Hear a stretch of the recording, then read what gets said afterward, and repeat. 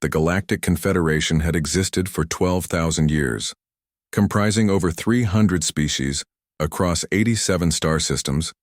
They considered themselves the pinnacle of civilization. Their technology was unmatched, their culture refined, their politics sophisticated.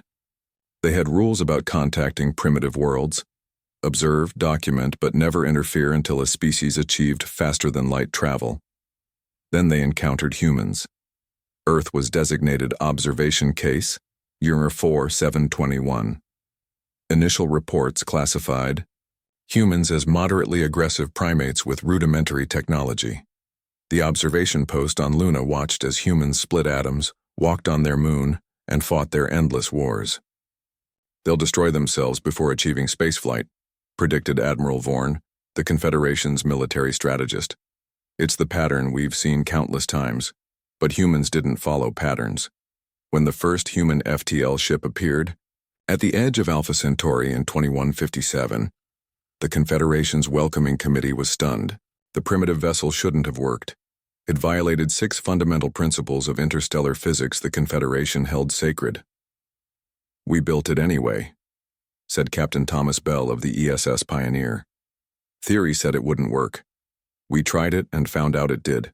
The Confederation Council debated for months before extending a formal invitation to Earth.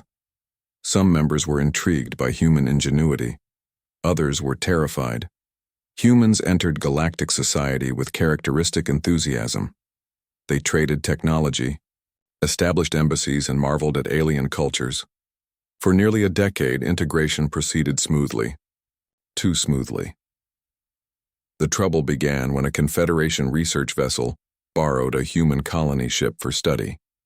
63 humans died when the ship's experimental drive was disassembled without proper safety protocols.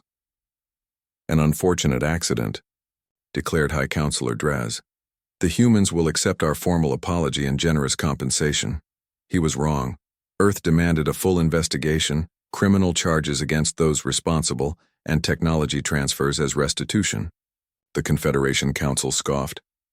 They had managed countless interspecies incidents over millennia. Humans would learn their place. 2 days after their demands were rejected, 3 Confederation military outposts went dark.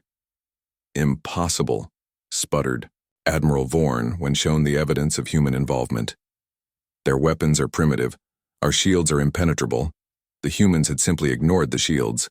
They had found frequencies the Confederation had never thought to block, exploited coding errors that had existed for centuries, and deployed weapons that operated on principles the Confederation's scientists didn't understand. "You said our outposts were safe," accused Counselor Draz. "We assumed they were," replied the Admiral. "We were wrong. The Confederation voted to make an example of humanity. A battle fleet of 300 ships, the largest mobilization in 5,000 years, was dispatched to blockade Earth and demand surrender. They never arrived. The fleet vanished near the Oort cloud. All that returned was a single escape pod, containing Admiral Vorn and a message: "We tried to be friends.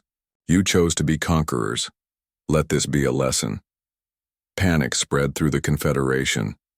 How could one primitive species defeat their finest fleet? A second, larger force was assembled, this time with 500 ships representing every major Confederation power. The humans were waiting. "Last chance," came the transmission from Earth Defense Command. "Withdraw and we'll consider this matter closed."